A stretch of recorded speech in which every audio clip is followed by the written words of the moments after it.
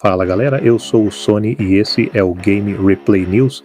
Hoje a gente vai falar sobre um dos temas que mais irritam jogadores do mundo todo, jogos lançados inacabados. Sabe quando você compra um game hypado esperando uma obra-prima e recebe um bug ambulante?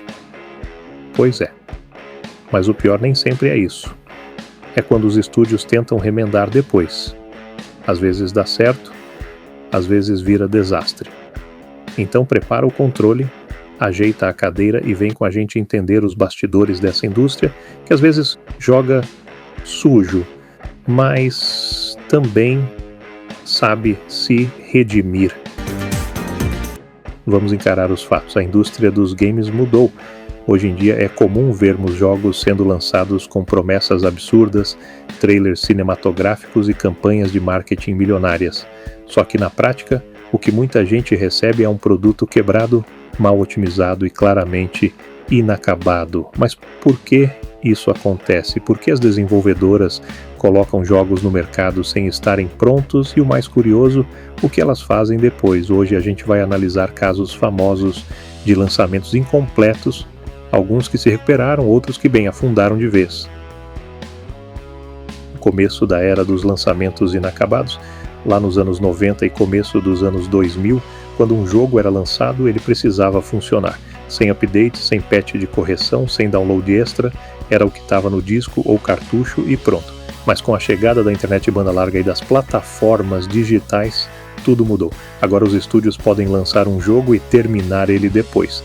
E isso abriu as portas para uma avalanche de títulos que foram entregues às pressas só para cumprir cronograma.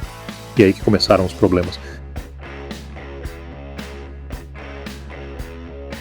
Os casos mais famosos de jogos lançados quebrados. Primeiro, No Man's Sky prometido como um universo infinito com criaturas únicas, batalhas espaciais e multiplayer. No lançamento parecia uma demo, faltavam recursos, a IA era básica, o multiplayer não existia. O estúdio Hello Games foi massacrado, mas aos poucos eles foram lançando atualizações gigantes e hoje o jogo é referência em redenção. 2. Cyberpunk 2077, talvez o exemplo mais famoso. Depois de anos de hype, o game saiu cheio de bugs, crashes e desempenho horrível, principalmente nos consoles da geração anterior. A CD Projekt Red pediu desculpas, ofereceu reembolso e passou 2 anos atualizando o jogo. O patch 2.0 e a expansão Phantom Liberty transformaram o jogo em algo decente, mas a mancha ficou. Terceiro, Battlefield 2042. O jogo foi lançado quase sem conteúdo, com bugs bizarros e sem as funções básicas que os fãs esperavam.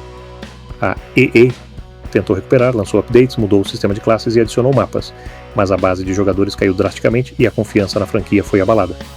Quarto, Fallout 76. Outro desastre inicial. Multiplayer vazio, problemas de conexão, gráficos ultrapassados e falta de NPCs. A Bethesda foi duramente criticada, mas continuou investindo em conteúdo novo. Hoje, apesar de ainda ser polêmico, o jogo tem uma base fiel e ativa. Quinto, Anthem. A promessa da BioWare de criar um shooter com combates épicos e mundo vivo.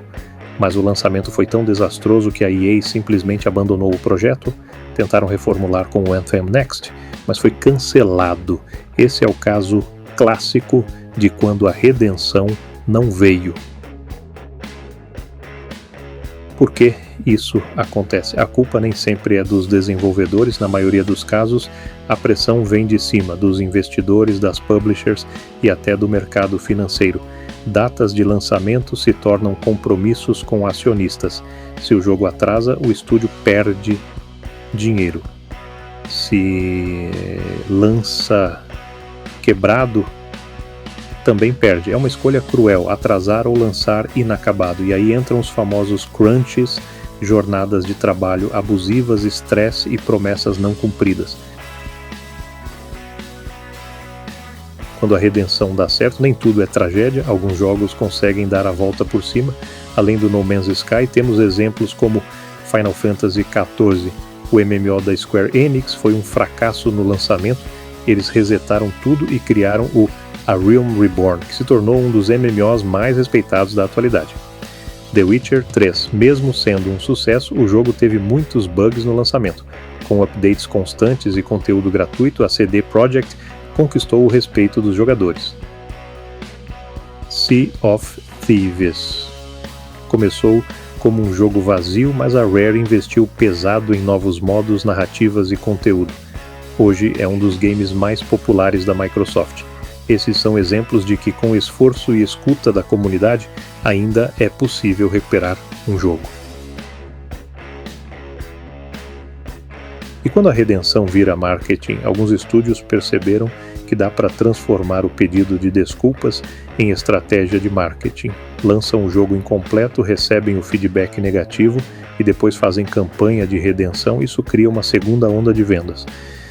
A Ubisoft, por exemplo, já fez isso com Assassin's Creed Unity e Watch Dogs.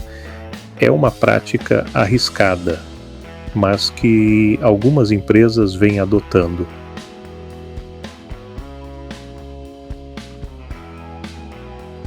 No fim das contas, quem paga o preço é sempre o jogador, seja com dinheiro, com tempo ou com frustração, mas também é o jogador que tem o poder de cobrar, de dar feedback e de decidir se vale a pena continuar apoiando certos estúdios.